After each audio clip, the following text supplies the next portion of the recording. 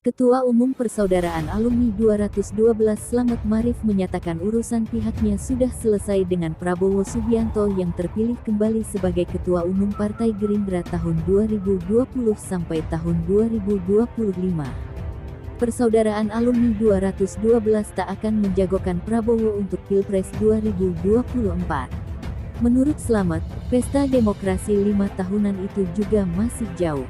Ia mengatakan perlu memberi kesempatan bagi para anak muda untuk memimpin Indonesia. RPA 212 itu kan boleh dikatakan motor penggerak masanya Prabowo. Oke. Di antaranya ya kan. Oke. Dengan GNPF dan PAA dan FPI.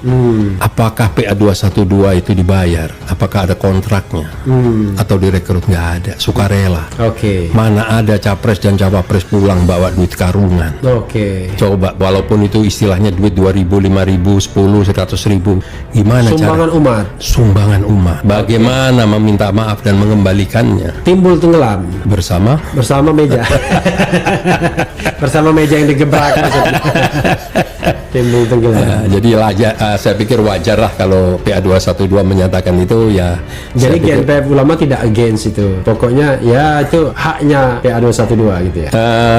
Kan sekarang kan setiap organisasi yang pernah bersama-sama dalam perjuangan untuk memenangkan salah satu capres yang kita dukung saat itu kan punya cara tersendiri ya masing-masing ya. Ya mungkin PA 212 sekarang, mungkin nanti GNPF ya ada waktunya lah semua lah. Oh, tapi tetap akan menurut ijtima ulama lagi. Yang jelas kita sebagai umat Islam tidak boleh masuk lubang 2 kali. Oke, karena cuma keledai. Ya kecuali keledai. Keledai. Kalau misalnya kita lihat, Pak Prabowo dari awal udah jadi calon presiden tuh. Nah sekarang jadi calon presiden lagi kok cuma segitu surveinya, karena nggak ajaib kan. Dalam kemampuan dia beredar dalam politik selama ini juga tetap segitu tuh. Ganjar apalagi itu udah kampanye satu Indonesia segala macam, duit dibuang di setiap pojok di mana ada tukang beca, udah nggak nyampe juga tuh. Mestinya kalau sekarang ya paling nggak ada ya, 38% misalnya tuh kan. Nah itu baru bermutu tuh. Kalau sekarang ya mentok di situ doang tuh. Ya. Apalagi kalau kita mau periksa fungsi-fungsi politisasi di belakang setiap survei.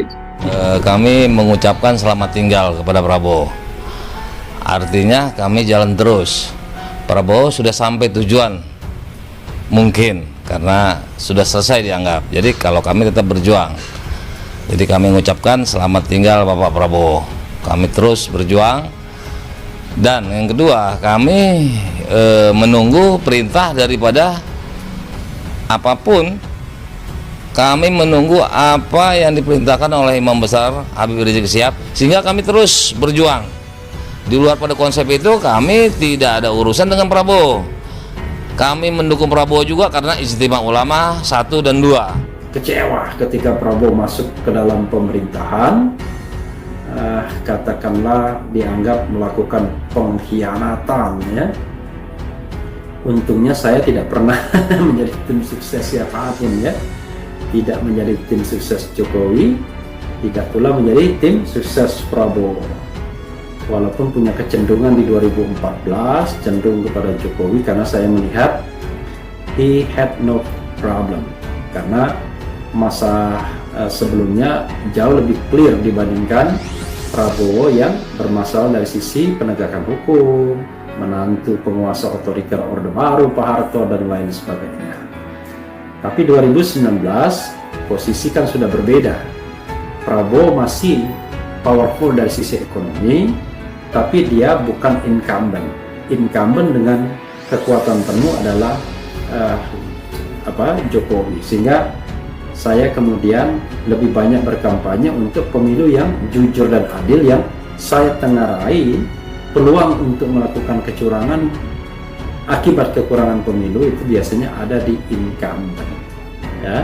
Karena itulah sobat era sekalian, yang paling penting adalah pemilu 2024 itu singkirkan dulu dari mendukung orang. Ini 2 kali atau 3 kali? Hah? 3 kali barangkali ya.